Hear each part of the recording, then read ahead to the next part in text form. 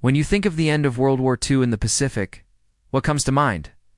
For most of us, it's two things: Pearl Harbor and the atomic bombs. But what if I told you that wasn't the whole story? That the mushroom clouds over Hiroshima and Nagasaki weren't the beginning of the destruction, but the final, terrifying chapter of a plan set in motion years before? This wasn't just a war. It was a campaign aimed at the total annihilation of the Japanese Empire. The common narrative is a simple one. Japan attacked, America responded, and the war ended with the world's most terrible weapon. But the truth is far more complex, and in many ways, more chilling. The nuclear strikes were the exclamation point on a long and brutal sentence of destruction one.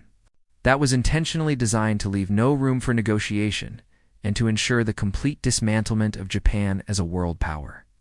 This is the story of how a single policy decision led to one of the most devastating campaigns of destruction in human history. Think back to December 7, 1941.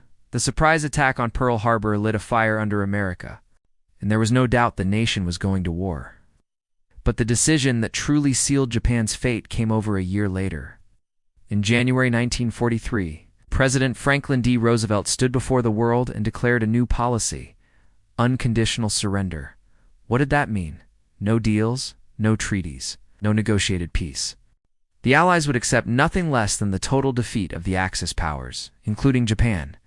The goal wasn't just to win battles, it was to permanently erase the military ideology that had driven Japan to conquer its neighbors. From that moment, the war wasn't about finding a way to peace. It was about systematically breaking Japan's will and ability to ever wage war again. There were no off-ramps.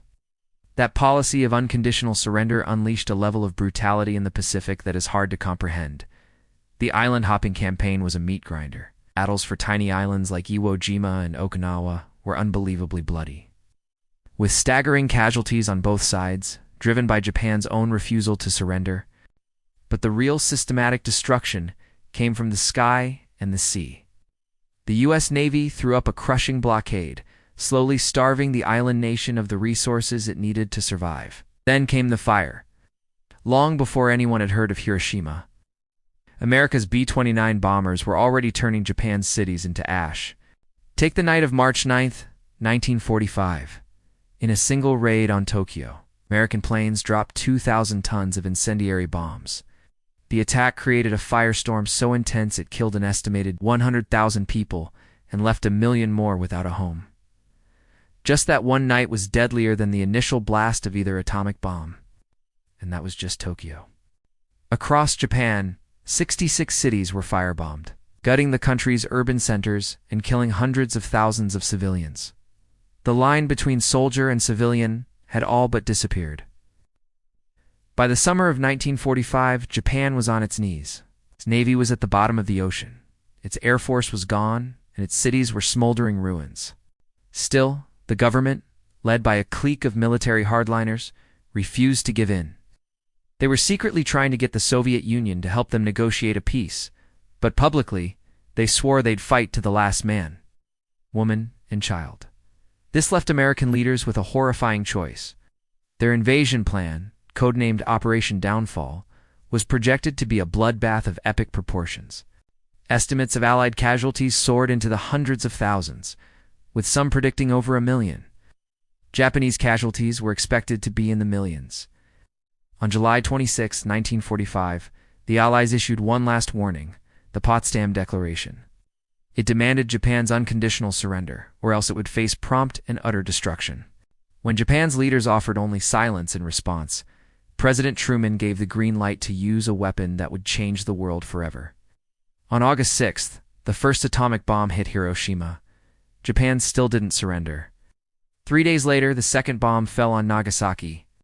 On that very same day, the Soviet Union declared war and sent over 1 million troops storming into Japanese-held Manchuria, completely shattering any last hope Japan had for a negotiated peace. Faced with the apocalypse of the atomic bombs and a massive Soviet invasion, Emperor Hirohito finally did something unprecedented. He stepped in. On August 15th, Japan announced it would surrender. Decision to use nuclear weapons is still one of the most fiercely debated moments in history. Were the bombs a necessary evil that saved millions of lives by ending the war? Or were they a horrific tragedy inflicted on an already beaten nation? I'd love to hear what you think in the comments below. If you're interested in more deep dives that challenge what you thought you knew, make sure to subscribe and hit that notification bell. So, was the destruction of Japan just an act of revenge for Pearl Harbor? Not at all. It was the grim, calculated end of a strategy of unconditional surrender. A strategy that led to cities being torched, a nation being starved, and ultimately, the deployment of the most terrifying weapons ever made. The atomic bombs weren't the start of Japan's destruction. They were the horrifying conclusion to a policy that by its very design could only end in one way: total, absolute defeat.